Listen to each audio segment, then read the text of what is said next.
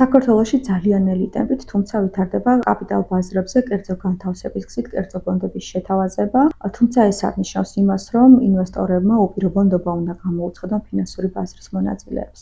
ჩვენს პრაქტიკაში დადგა შემთხვევა, როდესაც ფიზიკური პირი ინვესტორი სრულად ენდო კერძო განთავსების მემორანდუმში მოთავსებული ინფორმაციას და განიცადა რამდენიმე მილიონი ლარის ზიანი. აქედან გამომდინარე, ჩვენ საჭიროდ ჩავთვალეთ, ჩაგვეწერა აუცილებელი გაფრთხილების შემცველი რეკომენდაციები ინვესტორებისთვის, რომელთაც კანონმდებელი აღიქვამს გათვითცნობიერებულ ინვესტორად. გათვითცნობიერებული ინვესტორი ეს არის პირი, რომელსაც აქვს საკმარისი ფინანსური რესურსები, გამოცდილება და ცოდნა საიმისოდ, რომ მან აიტანოს საინვესტიციო გადაწყვეტილების შედეგად მიღებული ზარალი. და ასევე მოცემულია ფინანსური ზღურბლიც, ის უნდა ფლობდეს სულ მცირე 1 მილიონი ლარის ფინანსურ საშუალებებს მაინც. იმის მიუხედავად, რომ გათვითცნობიერებულ ინვესტორს ასეთი თვისებები შეიძლება გააჩნდეს, მან შეიძლება ზარალი განიცადოს არა იმიტომ, რომ მან ვერ შეაფასა რისკები, არამედ იმიტომ, რომ მას დაუმალეს ის ფაქტები, რომელზე დაყრდნობითაც მას უნდა შეეფასებინა რისკები.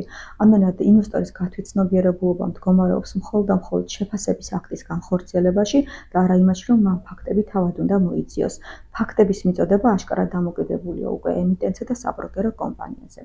აქედან გამომდინარე, ჩვენ შევეცდებით თავდაპირველად ძალიან მარტივად ავხსნათ ფინანსური ბაზრის მონაწილეები, რომლებიც ჩართული არიან კერძო ბონდების განთავსების ტრანზაქციებში. პირველ ყოვლისა ეს არის ბუნებრივია ემიტენტი კომპანია, რომელიც დაინტერესებულია, რომ კერძო ბონდები გამოუშვას. მისი დაინტერესება განპირობებულია იმის ნაცვლად, რომ საბანკო დაწესებულებისაგან აიღოს კრედიტი, რომელსაც გაცილებით მაღალი პროცენტი გააჩნია, მას შეუძლია კერძო კაპიტალ ბაზარზე მოიძიოს ფული ისე, რომ გაცილებით ნაკლები პროცენტი გადაიხადოს ასეთი ბონდების გასტუმრებაში. კერძოდ, ნომინალური ღირებულების გარდა, რაც ძირი თანხაა ბონდებისა, მას მოუწევს მხოლოდ მაქსიმუმ 7-დან 9%-მდე სარგებლის გადახდა, როდესაც ბანკებთან ურთიერთობაში გაცილებით მაღალი პროცენტის გადახდა მოუწევს.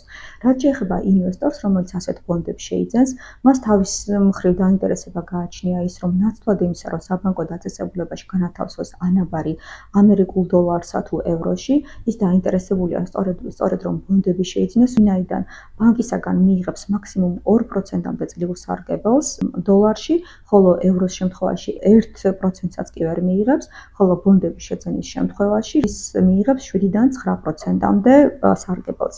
მართალია, ბონდების შემთხვევაში გარანტირებული შეიძლება ვერ იყოს პროცენტების მიღება, თუ კი კომპანია ვერ შეძლებს თავისი ბიზნეს მიზნების განხორციელებას და ბანკი კი გარანტირებულად იძლევა ასეთ სარგებელს, თუმცა იმდენად დიდი განსხვავებაა საპროცენტო სარგებელს შორის, რომ ინვესტორი ხშირად გადაწყვეტილებას იღებს ბონდების შეძენის სასარგებლოდ ნაცვლად ანაბეს განთავსებისა. ესე იგი, ფინანსური ბაზრის ამ ორი მონაწილის გარდა, რომლებიც არის ემიტენტი კომპანია, რომელიც უშვებს ბონდებს და ინვესტორის შემძენი, რომელიც შეიცავს ბონდებს, ჩართულია კიდევ ორი შუამავალი მხარე. ეს არის საბროკერო კომპანია და ეს არის მსხვილი კომერციული ბანკი.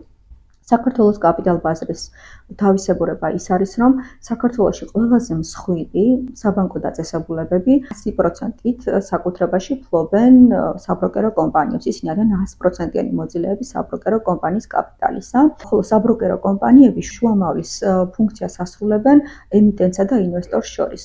თუმცა ნიშანდობლივია ის, რომ საბროკერო კომპანია თანადროულად შეიძლება ასრულებდეს შუამავლის დროს როგორც ემიტენტისათვის, ისე ინვესტორისათვის. ნიშანდობლივია ის, რომ საბროკერო კომპანია არის ეროვნული ბანკის მიერ ლიცენზირებული კომპანია და ამასთანავე ის არის 100%-ით ბანკის საკუთრებაში.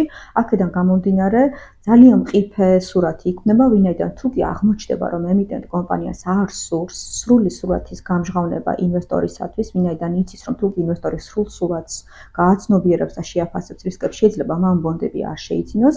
აქედან გამომდინარე, საბროკერო კომპანია ვარდება სრულად ინტერესთა კონფლიქტის მდგომარეობაში, ვინაიდან ემიტენტის მიმართ მას აკისრია კონფიდენციალობის დაცვის აბსოლუტური ვალდებულება, ასე დროს ის ემიტენტთან ასრულებს განთავსების აგენტის ფუნქციას. ის ვალდებულია, რომ ნებისმიერი ინფორმაციას, რასაც ემიტენტი მიაწვდის, სრული კონფიდენციალობით დაიცვას და არ გაუმჟღავნოს არც ერთ პირს და პირველ ყოვლისა კი ინვესტორს, ხოლო პარალელურად ინვესტორის მიმართ აქვს სპეციფიური ზრუნვის მოვალეობა. ის ვალდებულია კანონით და ეროვნული ბანკის პრეზიდენტის ბრძანებებითაც, რომ მან ინვესტორს გაუმჟღავნოს სრული, ზუსტი და ობიექტური ფაქტების შესახებ ინფორმაცია, რომელიც ინვესტორს სჭირდება შესაბამისი საინვესტიციო გადაწყვეტილების მისაღებად.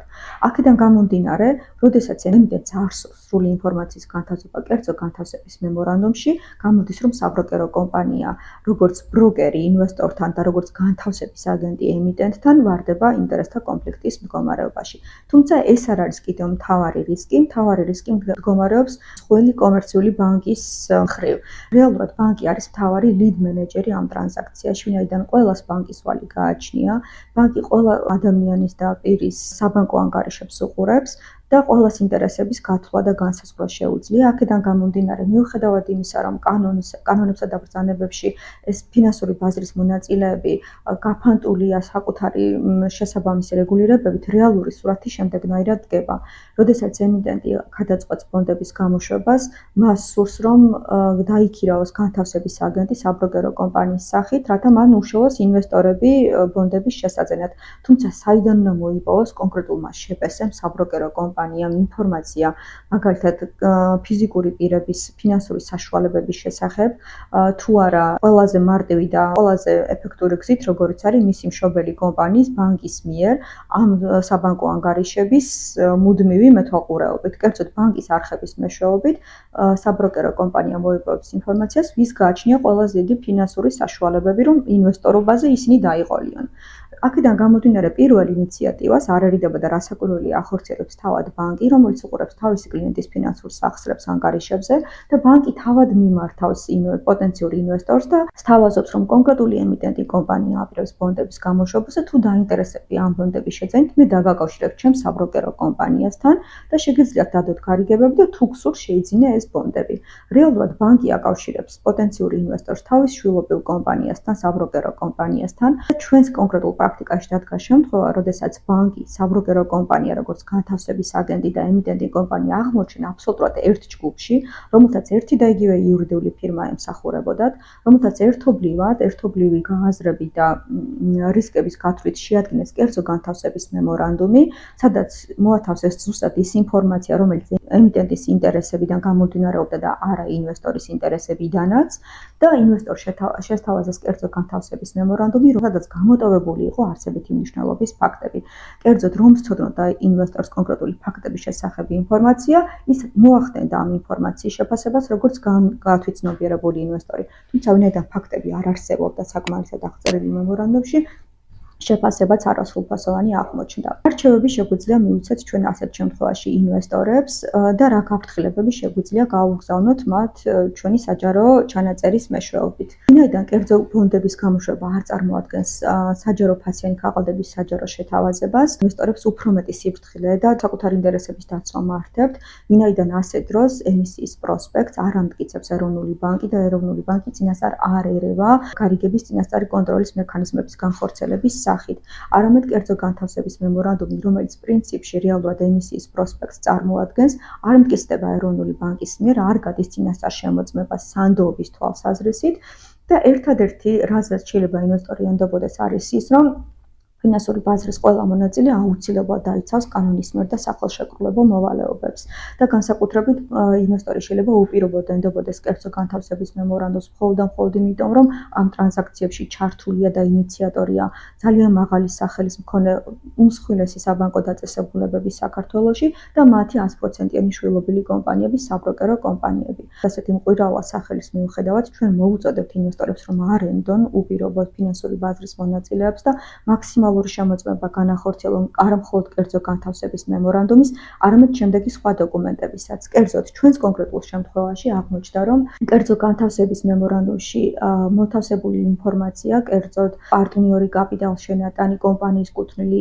აქტივები ასახული იყო ისე, რომ თითქოს ეს მართლაც კომპანიის კუთვნილი კაპიტალი იყო, ხოლო სინამდვილეში აღმოჩნდა, რომ ეს კაპიტალშენატანი წარმოადგენდა ჩვეულებრივ ვალს, რომელსაც ერიცხებოდა პროცენტიც პირგასამტეხლოც, რომელიც უპირობოდ იყო გადასახდელი პარტნიორისათვის აქციების გამოსყიდის ოფციის საფუძველზე და რომელიც არ იყო არაფრით დაკავშირებული ემიტენტი კომპანიის მიერ მოგების გენერირებაზე, ანუ მოგების მიღებაზე არ იყო დამოკიდებული დივიდენდის სახით ის გაიტანდა თუ არა ამ თანხას, არამედ ეს იყო ჩვეულებრივი კრედიტი. აქედან გამომდინარე, ჩვენ ვურჩევთ ინვესტორებს, რომ მხოლოდ ფინანსისტი თვალის ნუ შეაფასებენ კერძო განთავსების მემორანდუმს, არამედ აუცილებლად კვალიფიციური იურიდიული მრჩევლის დახმარებით გაეცნო დოკუმენტებს და არ ენდო მხოლოდ და მხოლოდ კერძო განთავსების მემორანდუმს, არამედ საჯარო რეესტრში გამოქვეყნებულ ყველა წესდებას